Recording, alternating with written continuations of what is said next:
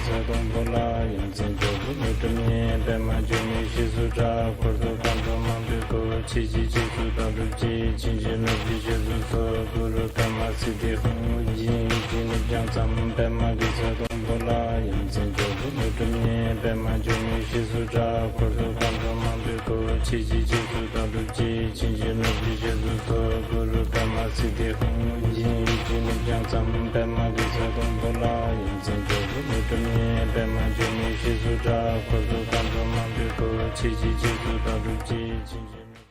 Awake Music Festival, electronic music and Buddha Dharma.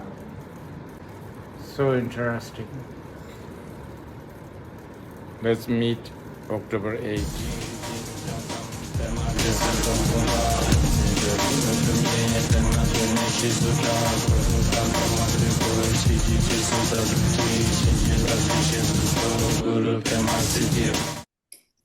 各位荣松频道的朋友们，大家好。今天我们请到了两位嘉宾，一位是大家熟悉的泽仁扎西堪布，是我们荣松频道的创办人；另外一位嘉宾是叶子小姐。叶子小姐是醒醒的创办人。那在07年的时候呢，毕业于天津的师范大学。那她主修的是声乐的表演。那么在09年到15年这期间，是从事音乐会、戏剧和艺术等等这样子的一个工作者。那么到了2020年就开始策划东方比较神秘的音乐会。15年他开始非常就是认真的学习佛法，所以我们非常的荣幸今天能够请到叶子小姐来到我们荣松频道做我们的专访。那么这次星星音乐节也是由我们叶子小姐所创办的。那么我想请问一下那个叶子小姐，就是说您在筹划跟创办醒醒音乐节这样子的一个活动当中，那您怎么样的去看待这样子的一个活动带来的价值？想请您分享一下。大家好，然后我很开心能够来到这个堪布的频道，跟大家分享这次活动的从筹办，然后过程，然后到现在它已经发生了，然后之后还有大家很多的反馈。对，那筹办这次活动主要是其实因为我是宗萨堪泽仁切的学生嘛，所以那他其实一直都比较想用这种party 的这种方式来吸引年轻人来学佛法。然后那今年初的时候呢，我跟我先生就决定要做这场音乐节。对，然后这个名字大概就来自，它是先有英文名字 Awaken， 就是我是设定这个音乐节的意义就是让年轻人接触佛法，然后未来他们能学习，然后能证悟，是这样的一个，对，所以是 Awaken 就是一个觉醒嘛，就是佛就是觉醒的众生，所以先定了英文名字，然后中文名字就叫醒醒这样子。所以基本上这个音乐节对于我来说就是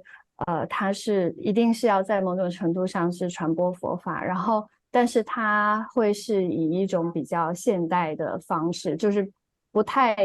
同于传统佛教的那种所谓音乐会啊，或者是对，因为我们基本这个音乐节我把它设定为不是服务于佛教徒的，对，因为我是希望非佛教徒来参与，然后通过这个活动，然后能对佛教产生兴趣，对佛法产生兴趣，是这样子。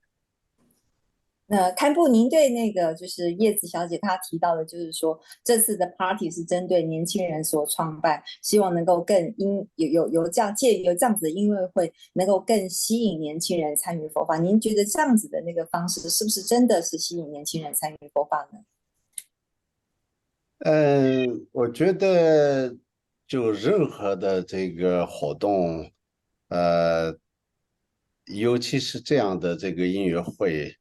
它要有一个非常正确的一个目标啊。刚刚这个叶子自己说的一样的，我们希望也能够达到什么样的一个目标，但是这个我不认为是一定要成为是必须要达到的，或我能保证一定会达到。那个是谁也做不到的。所以呢，这个呢，我觉得是已经有这样的一个发心和想法，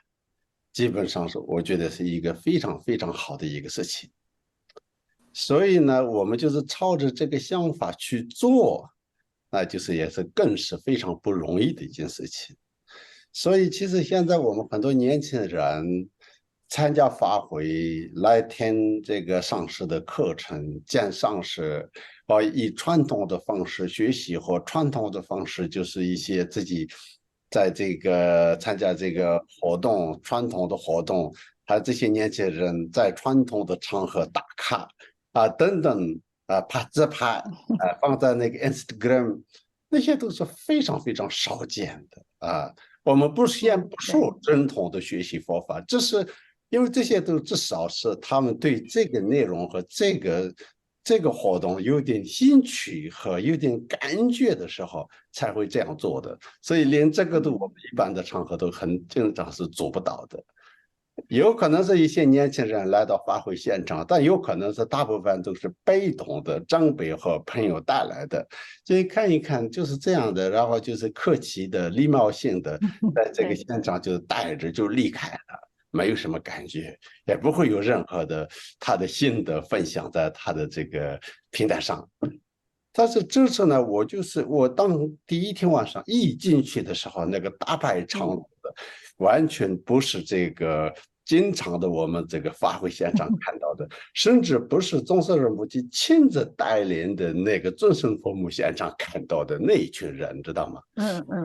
更就是完全不同的一个年龄层，就是已经是这个19岁到20几岁之间的那么的一帮年轻人在那边排队，在那边拍照，在那边就是很热情的要进去这个音乐会的现场的时候，我就已经看到了这个希望。我觉得是椰子这次真的是做到了，我们都做到是可以无限的放大，但是做到就是有一个做到的，有各种层面的一个标准，所以这个就是这是一个我们撒出去的很好的一个种子了。所以呢，以这个基础上慢慢他们认识佛法。我们的一些高深大德就是包括宗喀仁波切，他亲自在现场讲法的话，假使100个人当中可能会10个人就是听进去这个上师讲的，更不用说是这个其他的上师。所以这个100%每个人都就变成佛教徒，我们也不可能这么期待的。但是对这个本身有缘分的人，有一定的他自己心想学当中有这个种子的人，那就是我们的这些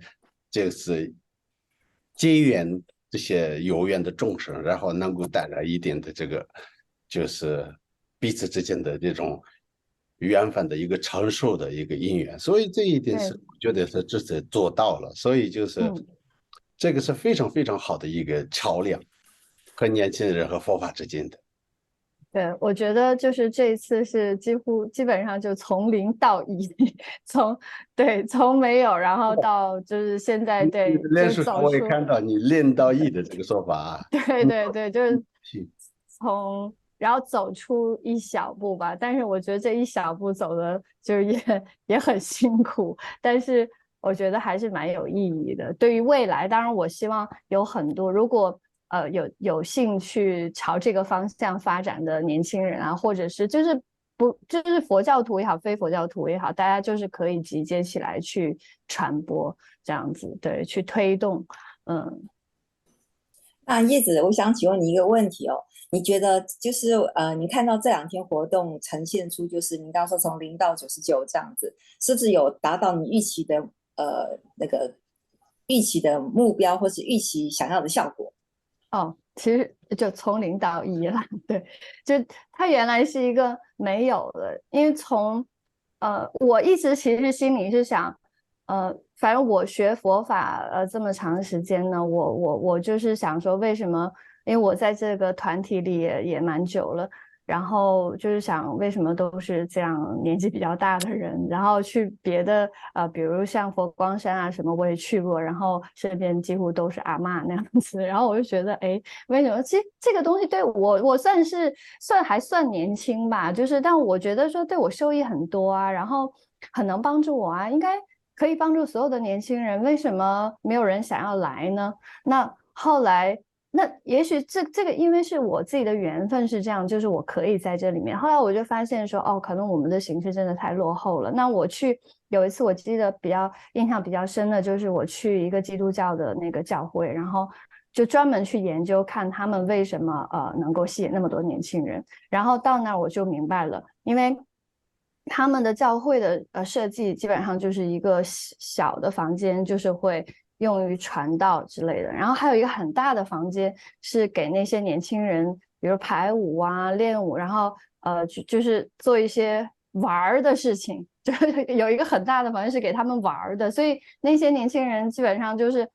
可能来这里就是稍微听一下福音，然后就可以在那个教室里面玩，然后那个教室里面全部都是年轻人，然后从那个做音响的，就没有任何你看不到任何一个跟他们有年龄，就是也不是像我们佛教基本可能是有一个管理者或者什么带领的这样子，所以我希望未来醒醒的样子也可以是那种就是大家来是听佛法是没有错，但是就可以比如听10分钟，如果你能安安静静听10分钟我们在讲的东西，然后给你半个小时或1个小时就是纯玩，对，然后或者纯聊天这样子，大家可以比如就那听的10分钟，然后再聊你的想法啊，或者是你可以结合生活中的事情去讨论。对，我觉得这个是我想要未来希望他走2步、3步、4步这样朝这个方向往前走。对。堪布，我想请问一下，就是刚刚听到叶子的分享之后呢，就是您觉得在学习佛法当中，是不是真的是可以结合这样的，就像叶子提到说，哎，就是玩的方式、有趣的方式，然后吸引年轻人，然后呢，真的开始聆听佛法。这个是完全是没有问题的，但是呢，这一点有一些是我们，比如说叶子是做这个主办的人。他自己也一定要知道，当然我是旁观者的角度分析，他一定要知道我自己做的是什么范围的东西，什么的一个标准，针对什么样的一个人，我觉得这个部分是要非常非常客观的和有一个自己的一个正确的认知。有些是因为缺乏这个认知，所以呢，有时候是一些基本可以做的或真正的一些传统的佛法理念混合在一起，就有可能会导致破坏了这个传统本身的这个价值和一些做法，那个是不可以的。但是呢，你像我们的仁波切就是这样的，他真正按照传统做的时候，他完全在这个传统框架里。那个时候，他传统做的就是非常完美的一个传统的一个方式。可是呢，还没有走进传统的这个门内的，对于一些门外的人来讲的话，仁波切有非常非常活泼和很简单和非常开放的一个态度的一个交流和做法。现在我自己认为您在做的就是这个部分，就是对，就是我做的就是没有走进来的。所以这一点我们其他的看的人也一定要知道。我相信你自己知道，但是我主要在这里讲的是，就是以后你也确实这个部分的分寸和这个部分是拿捏是要非常非常谨慎的。是这个部分该尊重的那个范围就是尊重就是不能以这个来混合一谈。但是呢，我们自己的目标在哪里，自己的针对性的这个对象在哪里，那些我们自己知道的时候，别人说什么，我个人的话就是无所谓的一个态度。是。所以呢，我觉得叶子的这个做法其实是非常好的，因为这是一个对症下药的一个做法了。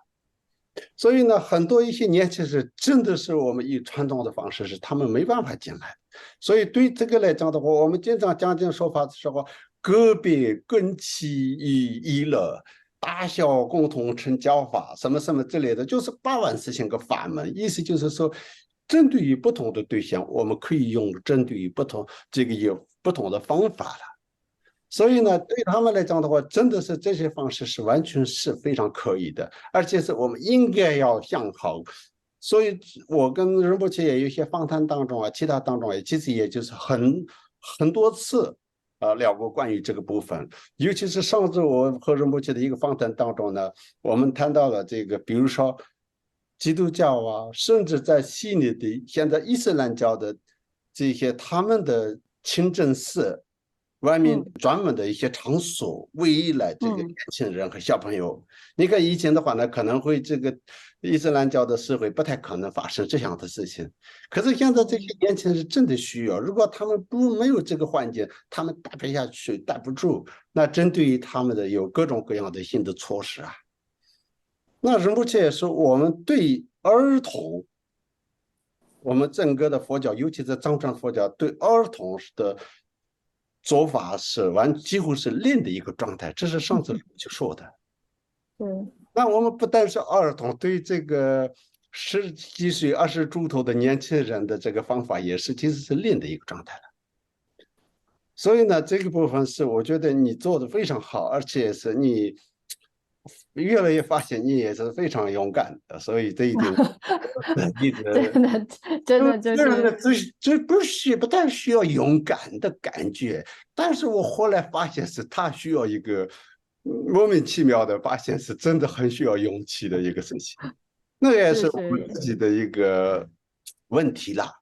本身的这个在台湾这个自由的地方，自己做一个自己喜欢的事情，那这不需要什么勇敢了。但是呢，后来我发现呢，没有勇气也可能有点难哦，就是这样。是，几乎因为这就有一点像我们中国有一个句俗话叫第一个吃螃蟹的人，对，就是没有人想要做这个第一次的尝试，对，所以就是从0到1就真的很难。但我相信可能大家看到这个之后有信心了，然后就可能会有更多的人对加入进来。想再请问叶子一个问题哦，我们的那个行喜音乐节前后有连续是2天，然后呢，第一天是有表演的部分，第2天是仁波切的那个专访，然后跟问答。那这2天感觉上参与的人好像不太就是从年龄到整个特质上好像有点不太一样。这是你在设计这样子一个节目的时候就已经预习到的呢，还是说是没有预习到的，还是说您是刻意这样子安排的？其实都没有预期，我就是从2天活动发生的状况来看，人其实当然第2天参加仁波切讲座那一节的人可能相对来说就稍微比较严肃一点，但我觉得还是相对于比较年轻了，然后没有那么就是说学佛那么久，然后就是对在第1天就基本上是我觉得那个人的来的状况，然后后来是好多朋友跟我反映，因为我那天基本上就在工作的状态，然后很多朋友跟我反映说，就是有真的跑趴的人，然后就是去夜店的人，然后跑音乐节的人，然后也有佛教徒，然后对。还是有很多基督教徒，对我的1、2个朋友，就是我原来邀请他来，后来他跟我说他是基督教，我说好吧，那你就随意这样子，我说我就不勉强，对。但是后来他来了之后，他跟我讲他很开心，然后他觉得做得很棒，然后对，然后他跟我说连他这个基督教徒他都有感动到，因为我觉得可能佛教就是长久以来就我觉得可能基督教就是以前的基督教好像让人想到那种修女啊、禁欲或者什么之类的。虽然我们佛教没有那种形象，但是长久以来其实给人感觉就是那种你知道有一点就是对禁欲或者是对很保守，对。所以这一次我们只是想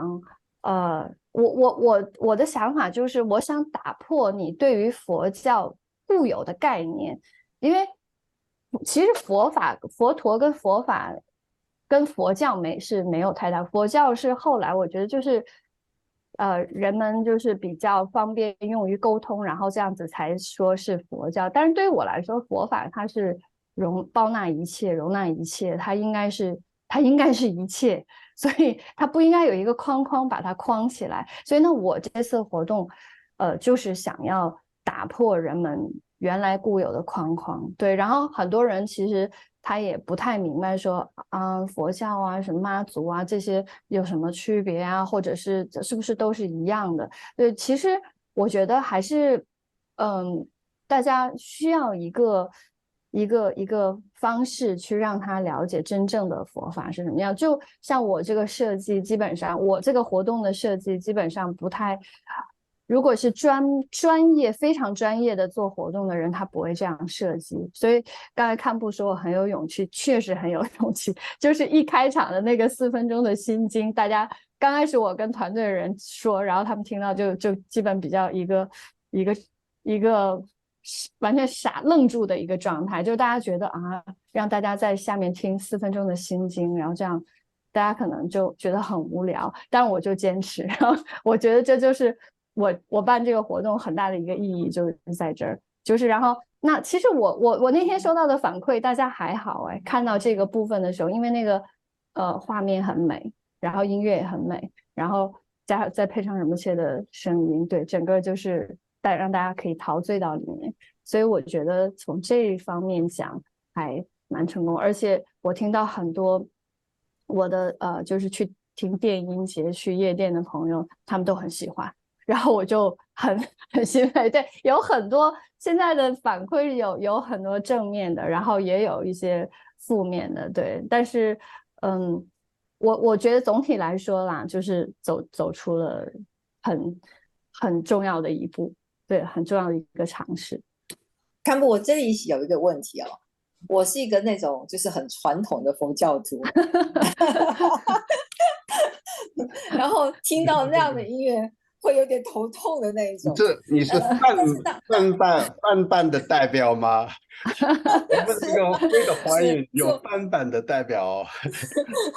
那但是看到这2天整个音乐会的呈现哦，我有一个问题，就是刚才叶子有提到说是打破整个固有的一个概念，吸引更多不一样类型跟想法的人去来参与佛教。您觉得叶子他用这种方式打破了固有的传统，这个方式是有没有跟整个学习佛法的过程也好，内容也好有抵触呢？还是说其实是那个都是一样的？请堪布您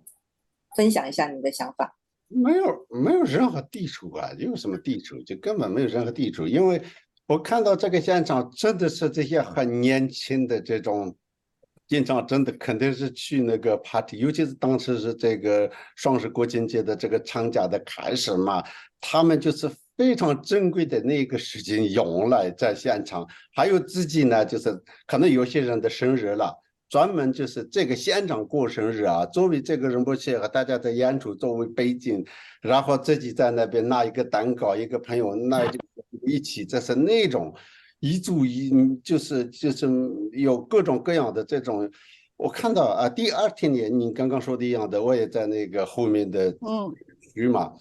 所以呢，第2天仁波切演讲的时候也在那边，就是我看到的很多都是也是经常看不到的，也是年轻。确实是这样，所以就是无论是第1天也好，2天也好，是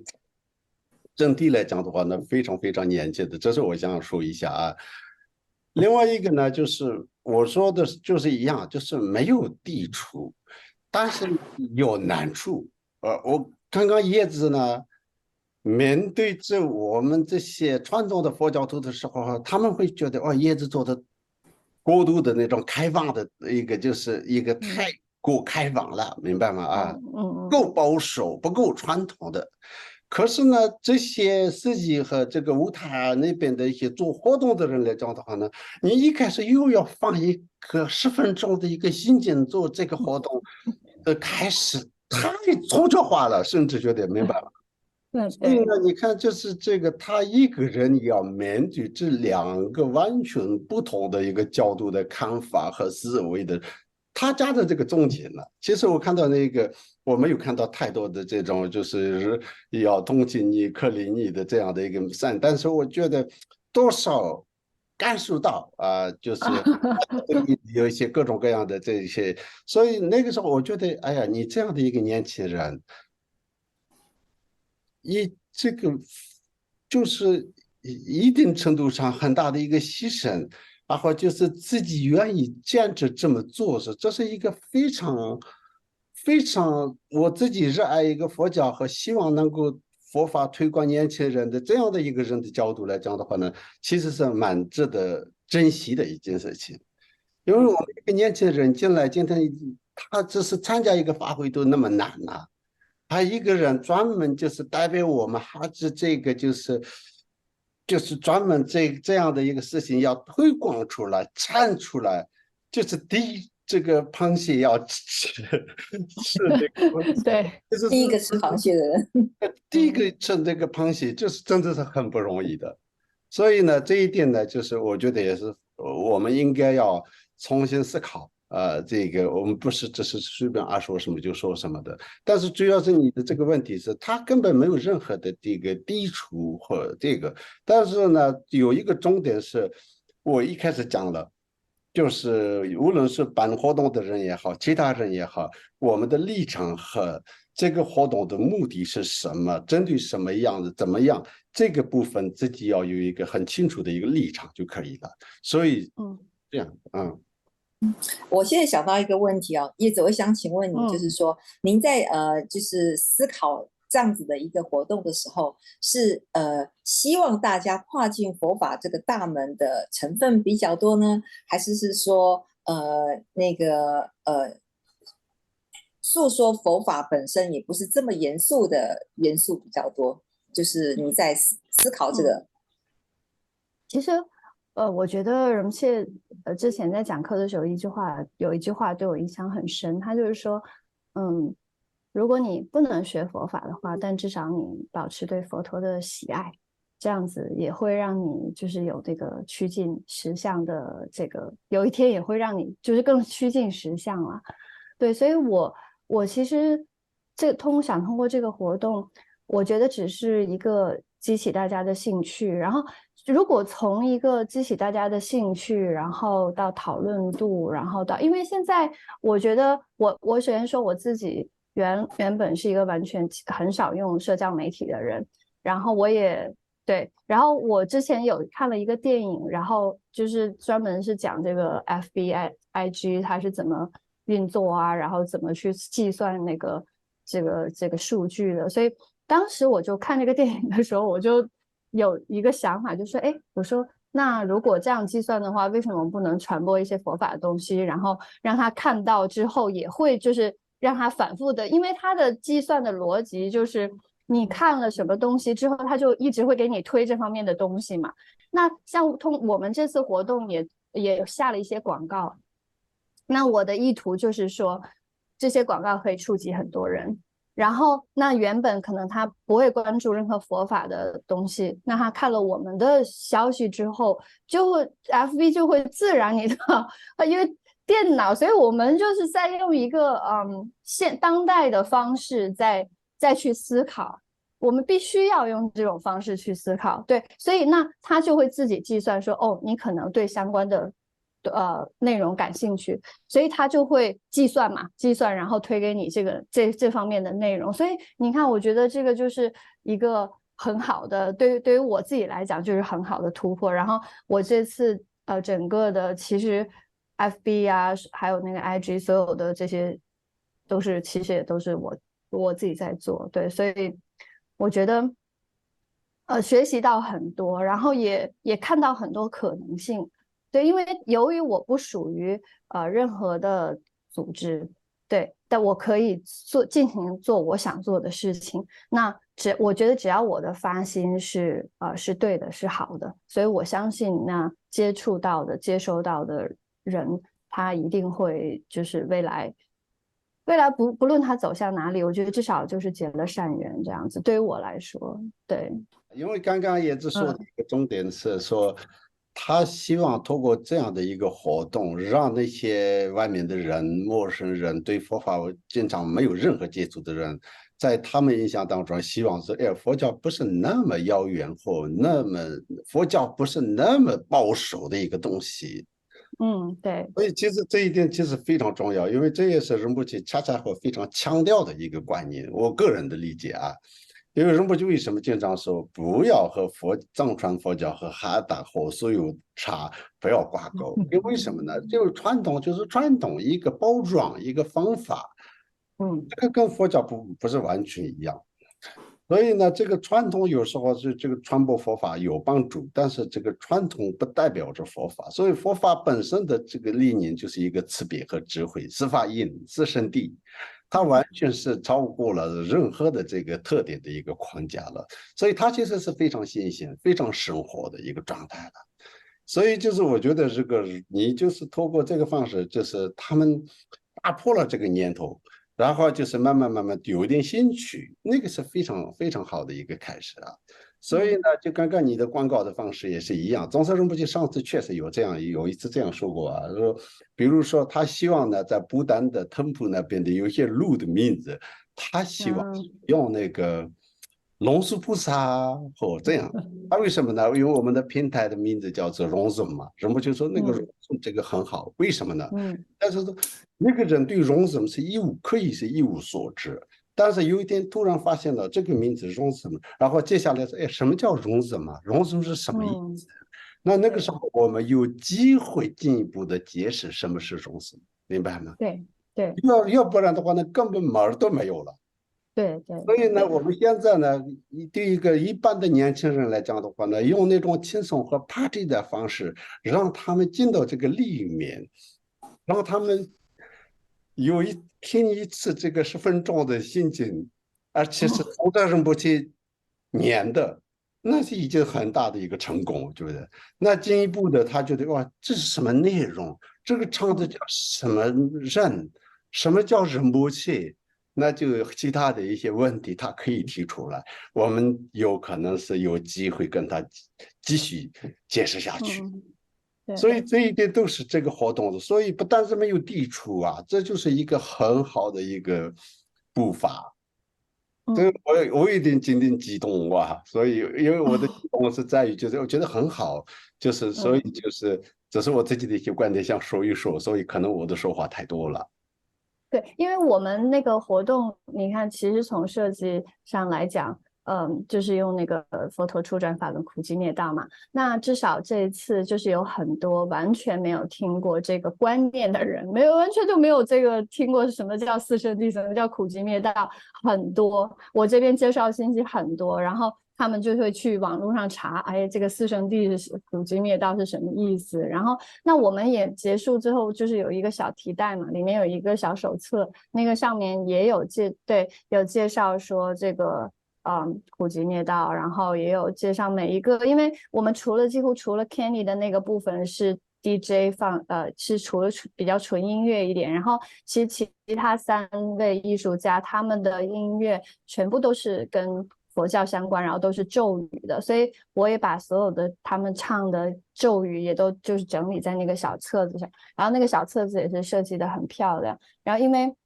就是之前像我们佛教发结缘品都是在节育那个阿公阿嬷，就是发一个小本子，然后就是很传统的那种，上面有一个观音像或者是什么之类的，对，然后反正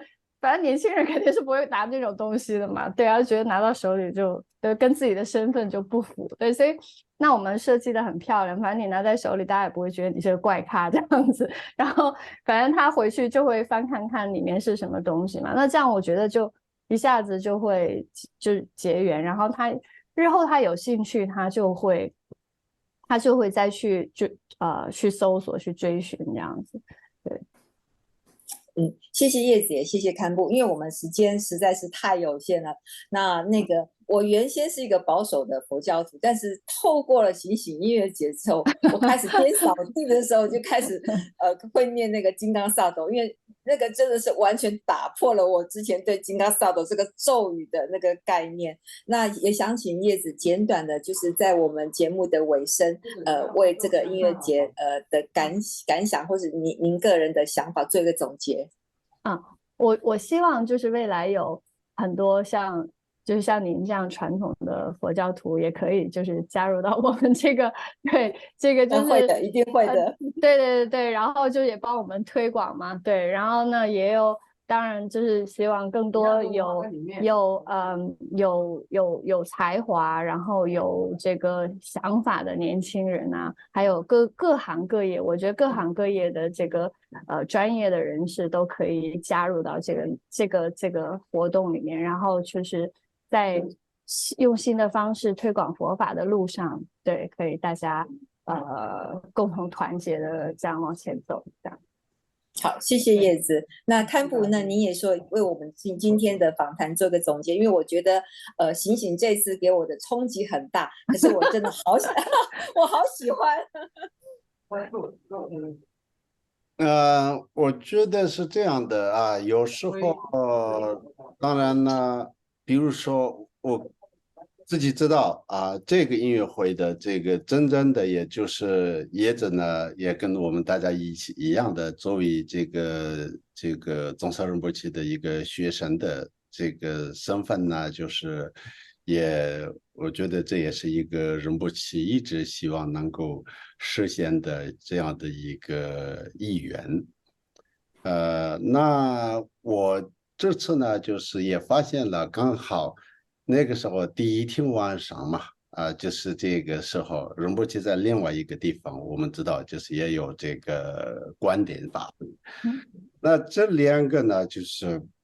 我自己分析和大家的翻译，我看到的就是很多人想去观点，我觉得这个观点是很殊胜的。再加上这个仁波切这样的一个观点，大家想去观点是理所当然的事情，这一点我没有任何想法啊。但是加上呢，有些呢就是这个观点可能是这个因为场地的容纳的关系去不成，那可以有机会的这个音乐会呢，他们反而就是保持着另外一个态度。那这一点呢，我自己呢有小小的当时一个建议，我也用文章的方式就是有表达过。这是什么意思呢？有时候我们作为一个上师的弟子，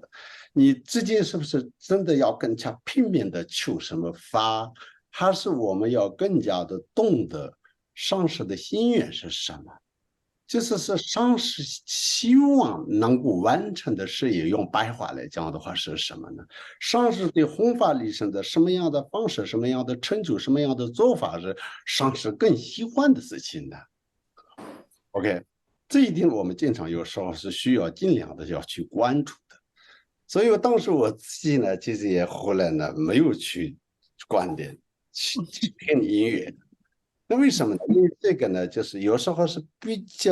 相对比较可能会这个佛教界的还没有真正的就是开始吃这个螃蟹的这个情况下呢，对这个螃蟹稍微有一点点那个恐惧或者有点陌生的这个感觉的情况下呢，我觉得这个应该是，我不是说是我自己很勇敢的要吃螃蟹，不是这个意思，至少是我自己可以表达我的立场和看法，因为我本身是就觉得这是很好的一件事情，而且仁波切确实是非常非常的关心年轻人和这个儿童，而且有时候仁波切为什么这种穿着啊、破出来的照片啊，各种各样看起来的很奇奇怪怪的，其实仁波切有很深深的他的用意，他通过这样的方式。那些外面的人希望他们原本根深蒂固的仁波切上师佛教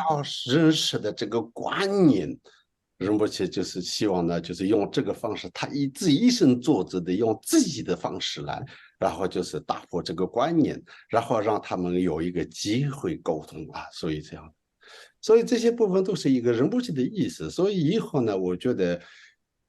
大家也，我个人觉得不要以为这是爷子的事情和爷子想出来的，或者他是这么的一个事情。如果真的是这样的话呢，我和爷子也其实也其实是不是什么很认识的、很熟悉的，是没有任何的事情的这样的也特别的一定要支持他或者要关心的，要这样的一个特别的立场了。所以呢，这一次我是基于是仁波切的想法，你做的就是仁波切的意思了。所以这是我的观点，所以以后也我相信你做的一定会更好。那我们也谢谢看一起来支持你的这个新息音乐会的未来。这是我想说。谢谢大家。就是我有一个很小的一个小细节，我想跟大家分享，就是我们的 VJ 艺术家，然后他第二天因为仁波切讲课之后有一个 DJ 嘛，所以他还会在，所以我说那你早一点来先听仁波切的讲课好了。然后呢，他是很喜欢喝，因为艺术家嘛，然后就是喜欢喝一点酒，然后可能在艺术创作上他才有那种感觉，所以那在听仁波切讲课的时候，我就看他在那儿喝酒，然后我就跟他说，我说哇不错啊，你这样边听仁波切讲课，然后边喝酒，蛮不错的。然后他就看我笑了一下，然后我觉得如果我是从一个传统佛教徒的角度，因为那天我们没有开放没有酒嘛，如果是从一个传统佛教徒的角度，就会想说啊，上师在上面这样子讲课，然后下面喝酒，这是大不敬。然后你知道，然后对身边如果有这样做这种事情的人，也会嗤之以鼻，就觉得这个人很有问题。但是我当天我就是故意要向他示好，然后要向他要让他感受得到我们佛教徒不是那外面那些人想象的那样，就是很传统，或者是很怎么样，很拘谨，很有规则，就是很教条式的。所以我就故意做那样的动作。然后他听完了之后，他跟他一些就是涂鸦的就是我门口的那一张涂鸦的为我们涂鸦那个艺术家，然后还有几个年轻人，就是也都做纹身啊什么之类，像他们这些年他们就在一起，哇，仁波切讲的特别棒，特别很屌。然后对，就是反正用他们的那种语言，我觉得，然后我也跟他们在一起说，我说对呀，我说他本来就很厉害，就很有趣，然后我说他就可以把佛法讲的，就是让我们都能听懂。然后呢，所以我觉得他们至少就是从这个活动，然后他们就建立了这种连接。然后另外，其实我想讲小孩的部分，就是因为我儿子他现在5岁嘛，然后他是个性非常非常活泼，就是他的活泼是他只有睡觉的时候嘴巴才能闭起来，然后任何的时候就一直在讲。那他在法会，就这次尊胜佛母法会的时候，然后他就是一直在说话，然后一直在跑。然后我的想法是说，我不去制止他，如果我去制止他，他就会觉得这个地方是非常无聊的，一群人非常无聊的在那安静的念经，然后我做什么你都说我不对，然后你都不要我做什么。对，然后可是就是身边很多的阿姨吧，然后就是都会投来那种很讨厌的目光。然后对，我妈妈其实当时也在法会，然后就说哎，人家很烦。我说没关系啊，我说反正对，就是所以其实我觉得这是一个大环境，大家需要有一个理念。因为5岁的孩子，如果当然我可以逼他也可以做到安静，但你知道从他的内心，他就会觉得这是个无趣的地方。我在这里，你会要求我做什么，然后什么样的行为？就因为我觉得佛法对于我来说，它就是一个生活。我们不应该在法会的时候是一个人，一个行为举止，然后在外面又是另外一个行为。我觉得就是应该我生活中是什么样，我在这个里面就应该是什么样。我没有必要说要求我的孩子就是一定要这样子很有礼貌的磕头。他愿意直接跳起来，然后这样拜，然后这样怎样，我觉得都很好。就是重点是那个你要让他舒服，你要让他看到那个实相，而不是这些外在的东西。我觉得就是这一点呢，确实我们今天不太可能是讲了很多细节，但是上次我专访仁波切的时候，确实我们有提到这个细节了。所以比如说实际上呢，至少比如说现在的终身父母法会这样的一个大规模的法会的话呢，那就是在悉尼呢比较常见的是什么呢？儿童小孩子们专门有一个区域是他们可以在那里玩，然后就是有几个大人专门就是轮流的一天或早上下午来负责那些小孩，当然不是不管的，那是他们呢就是因为不可能待得太久嘛，所以就是他们就是一段时间呢在发挥现场，他们想跑去的时候，就是他在那边就是在玩，但是他们也是好像在这个活动的范围内，自己这个活动的一部分的有这样的一个感受在里面的。那方面就是我们尤其是台湾呢，其实这个部分呢，就是我们的这个每个道场都没有任何的，好像。对，就是有一点那个叫，因为我们有孩子的就比较会关注这一方面，对，可能这个就是没有孩子他完全就不会想啊，因为就像有孩子我们就愿意带去那种亲子友善的餐厅一样，对，所以可能对需要大家共同的努力吧，是没错。还有刚刚你说，其实是宗喀仁波切演讲的时候，有人这个艺术家就是喝酒那个部分，因为他也不是在传什么口传观点什么这样的，这确实是他是上师没有错，他讲的就是一种非常公开的、非常生活性的一个这样的一个针对的一个讲法，导演和学之后一个精神的上面的一个导师的身份，所以我自己在旁边看到。这个艺术家这样做的话呢，我可能不会有任何的反感了。但是呢，我觉得有些人确实是这个想法。对。所以你这样的这个做法，尤其是至少结果让他带到比较好的一个方向，有一个好感，我觉得这是非常好。我经常看到很多道场里的今天第一次参加的人，一些老的这些师兄师姐们。他们说这个不行那个不行，然后第一次来参加发挥的吓坏了，知道吗？对，吓坏了，就是大家是一种吓坏了的感觉。没错，这个是最脆弱的，这个它的种子呢，我们要非常小心的要维护，而不是要就是直接的就是用一个很重量的东西压坏。对，所以这一点我们很小心的。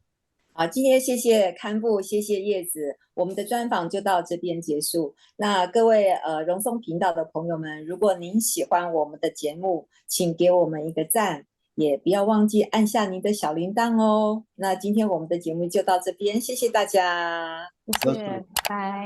拜拜。Free falling, cancel gravity. Deception laced in fantasy.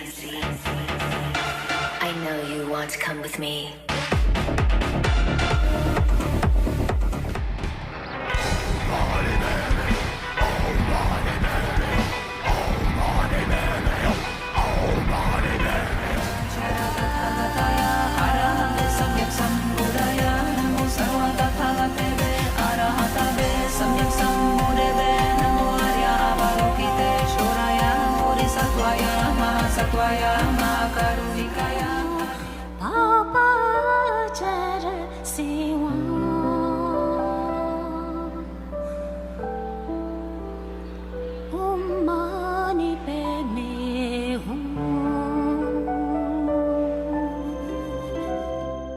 Namo